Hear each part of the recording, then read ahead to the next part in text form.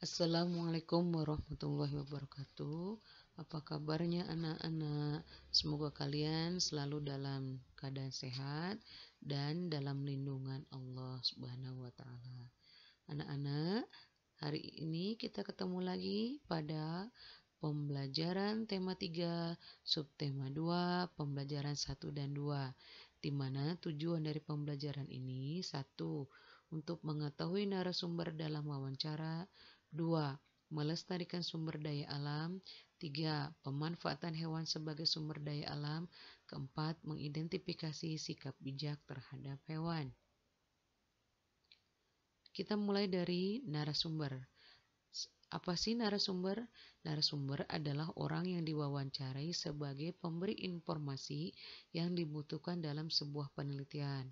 Contohnya, bila kalian ingin mengetahui tentang hal-hal yang berkaitan dengan pertanian, tentunya kalian harus bertanya kepada Pak Tani, karena Pak Tani yang tahu persis bagaimana tentang hal-hal yang berkaitan dengan pertanian. Makanya, syarat-syarat untuk menjadi narasumber itu adalah: 1. Memiliki pengetahuan di bidang tertentu yang berkaitan dengan topik wawancara. Kedua, memiliki keahlian tertentu dalam suatu bidang yang berkaitan dengan topik. Yang ketiga, mengalami atau terlibat dalam peristiwa yang berkaitan dengan topik. Nah, sebagai pewawancara, kita juga harus mempunyai sikap yang baik. Bagaimanakah sikap pewawancara yang baik pada narasumber? Adalah: 1. Memperkenalkan diri kepada narasumber serta menyatakan maksud dan tujuan wawancara yang jelas. Yang kedua, meminta kesediaan seseorang untuk menjadi narasumber menggunakan bahasa yang sopan. Ketiga, menepati janji wawancara dengan narasumber pada waktu dan tempat yang telah disepakati. Yang keempat, melayani narasumber dengan baik. Yang kelima, berbicara menggunakan bahasa yang sopan dan interaktif. Yang keenam, mengajukan pertanyaan wawancara dengan jelas serta mengulang pertanyaan jika narasumber tidak paham.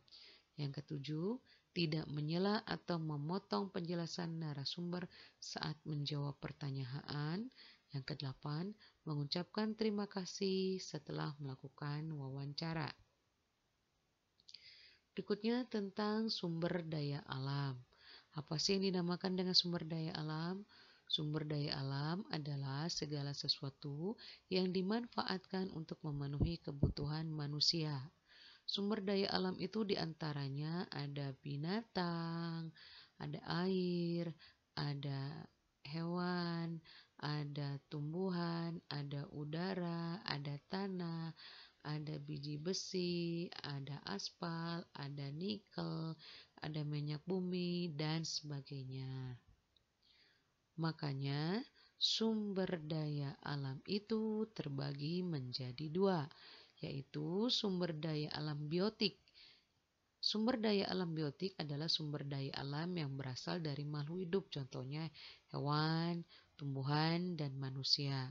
Sedangkan sumber daya alam abiotik adalah sumber daya alam berupa benda mati atau tidak hidup, contohnya air, tanah, logam, minyak bumi, dan sebagainya.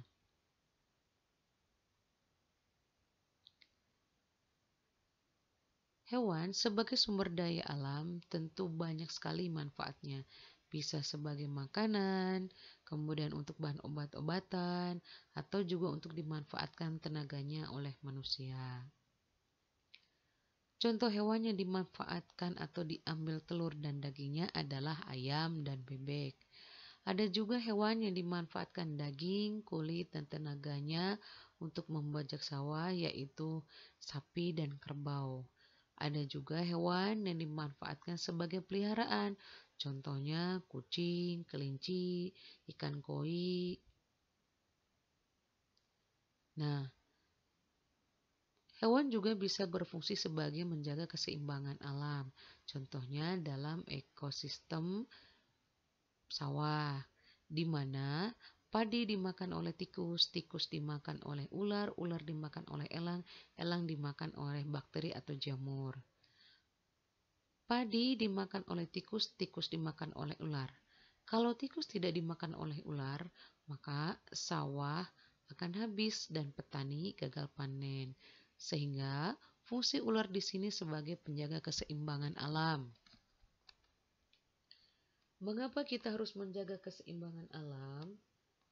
Seperti contoh ini, ular sawah musnah atau hilang dari sawah. Maka tikus sebagai hama padi tidak ada pemangsanya.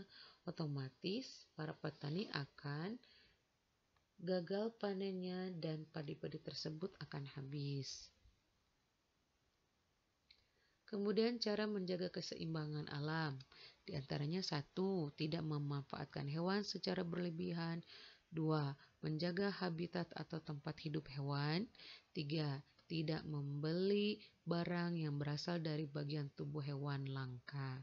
Makanya keseimbangan alam itu harus dijaga agar tidak menimbulkan masalah bagi manusia dan lingkungan.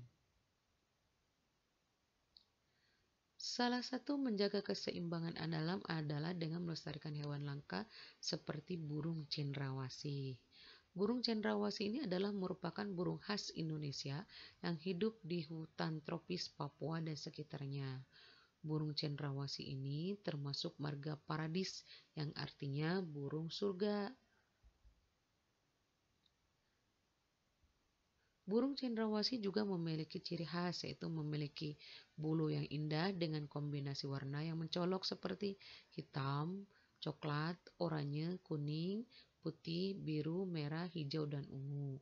Burung cendrawasih termasuk hewan langka, jadi wajib dilindungi. Maka pemerintah memelihara burung tersebut di tempat konservasi hewan dengan tujuan untuk pendidikan, pengetahuan, dan wisata. Kemudian bagaimana cara melestarikan burung cendrawasih? Yaitu 1. Tidak memperjualbelikannya. 2. Tidak memelihara untuk perorangan. 3. Tidak merusak habitat asli dari burung cendrawasih tersebut. Nah, kalian lihat gambar ini adalah gambar kelinci. Kelinci merupakan hewan yang bisa dipelihara. Kita berhak memelihara peliharaan seperti kucing, kemudian ikan koi. Tetapi di samping kita berhak memelihara, kita juga mempunyai kewajiban merawatnya. Kenapa? Karena apabila hewan tersebut tidak dirawat, maka hewan tersebut akan menjadi kotor dan bau sehingga terdapat penyakit. Demikian pembelajaran hari ini, anak-anak, semoga bermanfaat. Terima kasih atas perhatiannya. Ibu ucapkan wassalamualaikum warahmatullahi wabarakatuh.